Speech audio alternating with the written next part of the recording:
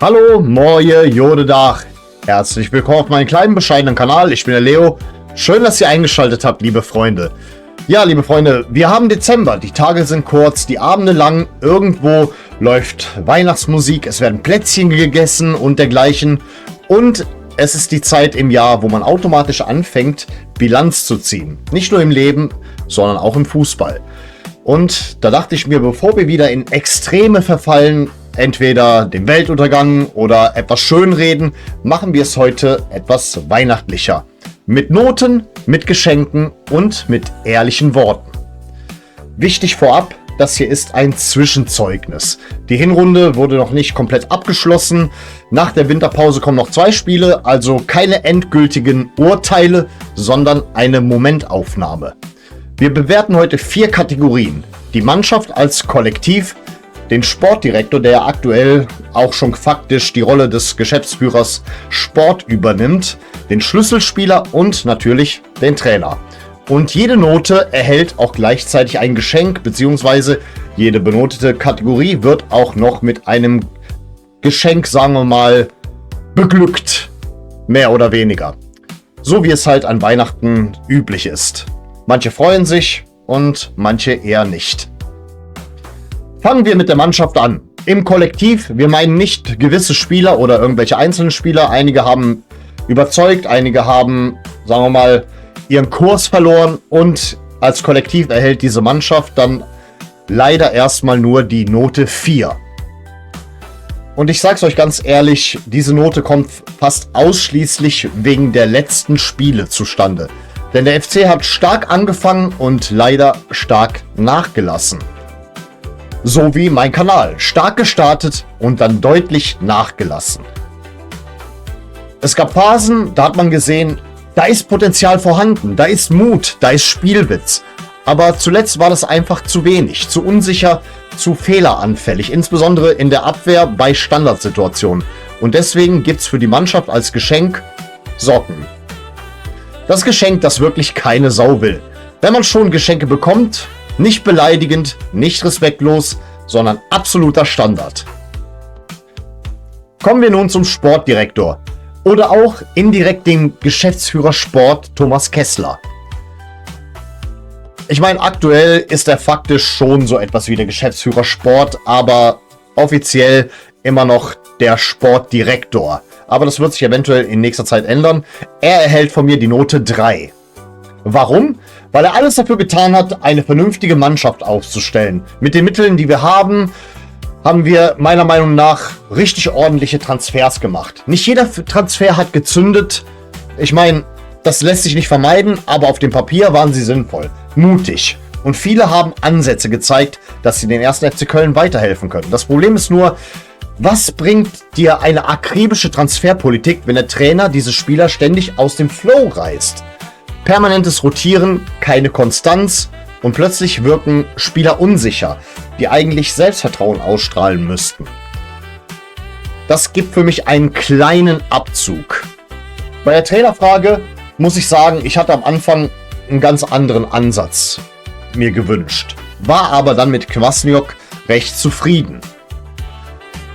Ich meine, nur damit ihr Bescheid wisst, ich war auf der einen Seite dafür, dass man vielleicht mit Friedhelm Funkel weitermacht. Andererseits hätte ich mir einen etwas, wie soll ich sagen, ruhigeren Trainer gewünscht, wie Urs Fischer. Einen, der etwas mehr Distanz hat. Aber der ist ja jetzt weg, der ist jetzt bei Mainz. Deswegen die Sache, die hat sich dann hiermit auch erledigt. Ich denke auch, Funkel wird wahrscheinlich auch, egal was jetzt hier passiert, wohl eher nicht zurückkommen. Aber gut, zu der Trainerfrage kommen wir am Ende. Und keine Sorge, allzu sehr verteufeln werde ich ihn nun auch wieder nicht. Trotzdem insgesamt, was Thomas Kessler betrifft, eine recht gute Arbeit.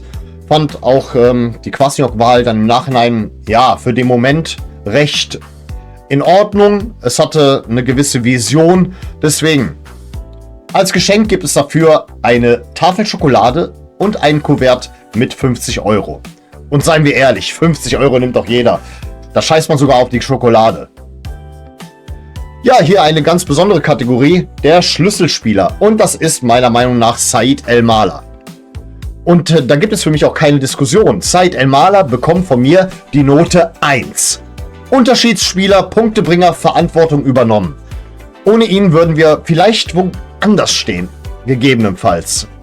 Und deswegen, warum daher nicht die Note 1 verteilen? Beziehungsweise, warum wurde es keine 1+? Weil er halt nicht in jedem Spiel überragt hat. Und ja, auch im Derby gegen Borussia Mönchengladbach hätte mehr von ihm kommen müssen. Aber trotz alledem eine glasklare 1 für so eine tolle Hinrunde, wenn du aus der 3. Liga kommst und direkt überzeugst und in den meisten Spielen auch die wichtigsten Momente geliefert hast, verdienst du einfach die Note 1. Und was ist dementsprechend das Geschenk? Auch wieder eine Tafel Schokolade, ein Kuvert mit 100 € und eine Goldkette. Ihr wisst ja, der kleine Butschi ist dann in dem Punkt mein Liebling, der hier an Weihnachten richtig absahnt. Ja, zu guter Letzt der Trainer. Das ist jetzt, sagen wir mal, der etwas unangenehme Teil. Der Trainer bekommt von mir leider eine 5. Mangelhaft. Warum? Weil auch stark angefangen und stark nachgelassen. Permanentes Rotieren erzeugte Verunsicherung. Dadurch ergab sich immer mehr Harakiri, insbesondere in der Abwehr. Immer mehr Planlosigkeit. Ja, ich weiß, die Innenverteidigung ist dezimiert. Das sehe ich, das erkenne ich an. Aber mit ständigen Experimenten lernst du trotzdem nicht Standards zu verteidigen. Und bei jeder Ecke musst du schon um die Punkte fürchten. Das ist kein Zufall mehr. Das ist dann leider ein Muster oder eine Kausalität. Und deswegen bekommt der Trainer von mir die Note 5 und dafür kommt Knecht Ruprecht vorbei mit der Route. Nicht aus Hass, sondern als Zeichen für verpasste Ordnung, verpasste Konstanz und verpasste Entwicklung. Allerdings, ich möchte jetzt gerne noch eins betonen, ich fordere in diesem Moment nicht den Kopf des Trainers, sondern ich erhoffe mir einen Lerneffekt. Ich hoffe, dass die Winterpause ihn dabei unterstützen wird, dass die Mannschaft sich wieder fängt, dass auch er langsam auf den Kurs kommt. Aber für mich ist das Spiel in Heidenheim das alles entscheidende Spiel für ihn. Weil gegen die Bayern verlieren wir safe. Deswegen, ich sage ganz klar, für den Moment bin ich nicht dafür, dass er entlassen wird. Nein, geben wir nochmal eine Chance. Und zwar in Heidenheim. Sollten wir dort nicht, und ich betone nicht, gewinnen, ja, dann braucht die Mannschaft einen neuen Impuls. Meiner Meinung nach. Ja, liebe Freunde, das hier ist dann so quasi mein Weihnachtsspecial gewesen. Und bevor ich euch da draußen entlasse und euch alles Gute zu Weihnachten wünsche, ich habe mich vorher nochmal mit Viktor ein bisschen über euch unterhalten und er sendet euch an der Stelle auch nochmal ein paar Grüße zu Weihnachten. Gehe ich mal von aus. Hey Viktor, sag mal, möchtest du eventuell meinen Zuschauern alles Gute zu Weihnachten wünschen?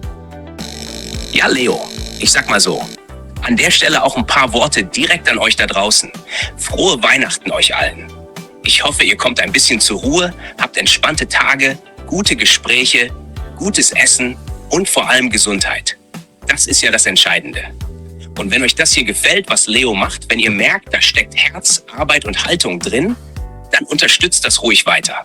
Lasst ein Abo da, lasst ein Like da, damit der Kanal wachsen kann und dieses Format auch Zukunft hat. Summa summarum, danke fürs Zuschauen, danke fürs Dabeibleiben und wir sehen uns nach den Feiertagen wieder. Ja, mein lieber Viktor, ich möchte dir auch an der Stelle alles Gute zu Weihnachten wünschen.